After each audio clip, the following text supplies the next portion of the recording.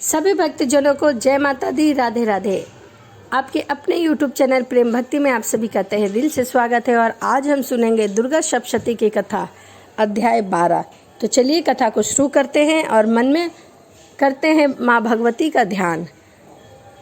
देवी चरित्रों के पाठ का महात्म। देवी बोली, हे देवता, जो पुरुष इन स्रोतों द्वारा एकाग्रचित होकर मेरी स्तुति करेगा, उसके संपूर्ण कष्टों को निसंदेह मैं हर लूँगी। मधुकैटभ के नाश, महिषासुर के वध और शुंभ तथा निशुंभ के वध की जो मनुष्य कथा कहेगा, मेरे महात्म को अष्टमी, चतुर्थी और नवमी के दिन एकाग्रचित से भक्ति पूर्वक सुनेगा, उनको कभी कोई पाप न रहेगा। पाप से उत्पन्न हुई विपत्ति भी उनको न सताएगी, उनके घर में दरिद्रता नहीं होगी, उनको प्रियजनों का विछोह भी नहीं होगा, उनको किसी प्रकार का भय न होगा। इसीलिए प्रत्येक मनुष्य को भक्ति पूर्वक मेरे इस कल्याण कारक महात्म को सदा पढ़ना और सुनना चाहिए।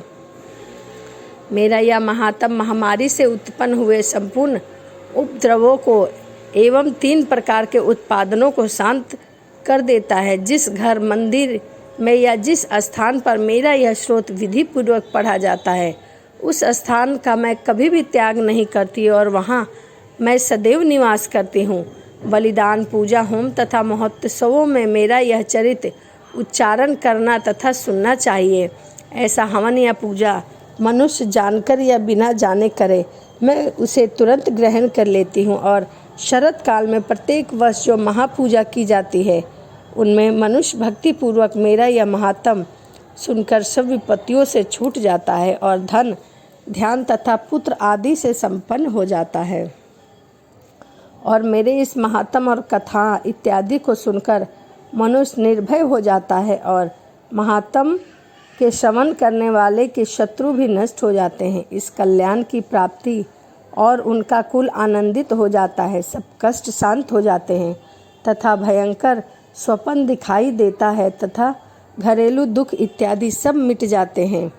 बाल ग्रह से ग्रसित बालकों के सिर, यह मेरा महात्म परम शांति देने वाला है। मनुष्य में फूट पड़ने पर यह भली भांति मित्रता करा देता है।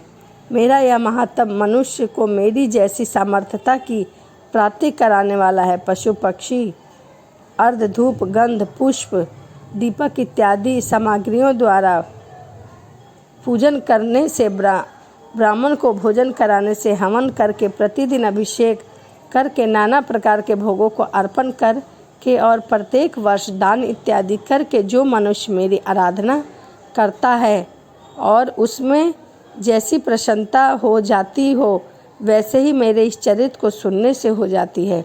यह महात्म श्रवण करने पर पाप हट जाते हैं तथा आरोग्य प्रदान करता है। मेरे प्रादुर्भाव का कीर्तन दुष्ट प्राणियों से रक्षा करने वाला है, युद्ध में दुष्ट दैत्यों का संहार करने वाला है।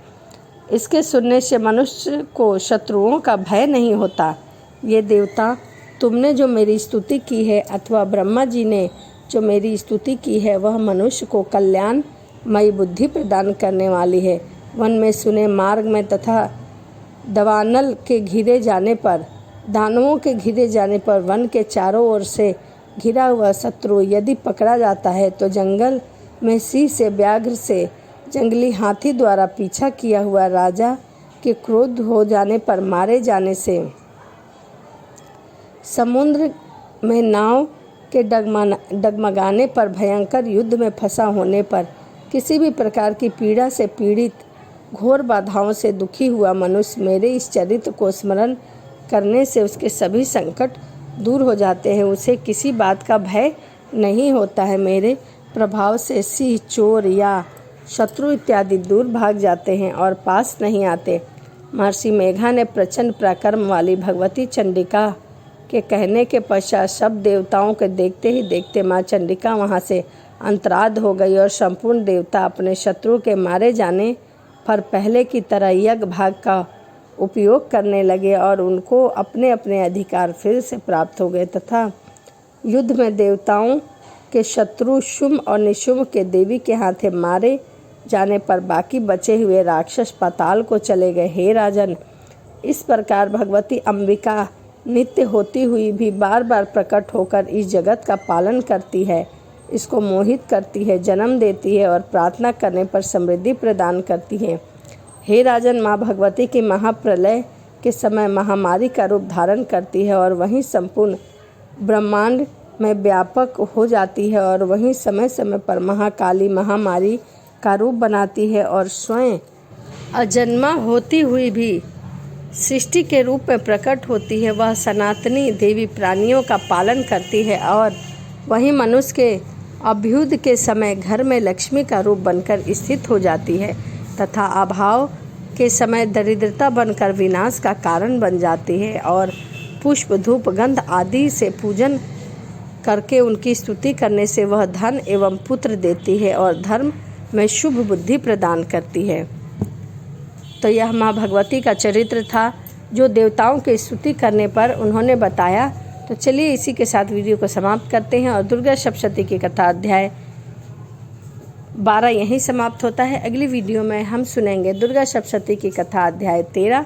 तो चलिए इसी के साथ वीडियो समाप्त करते हैं और मिलते हैं अगली वीडियो में। सभी भक्तजनों को जय माता दी, राधे राधे।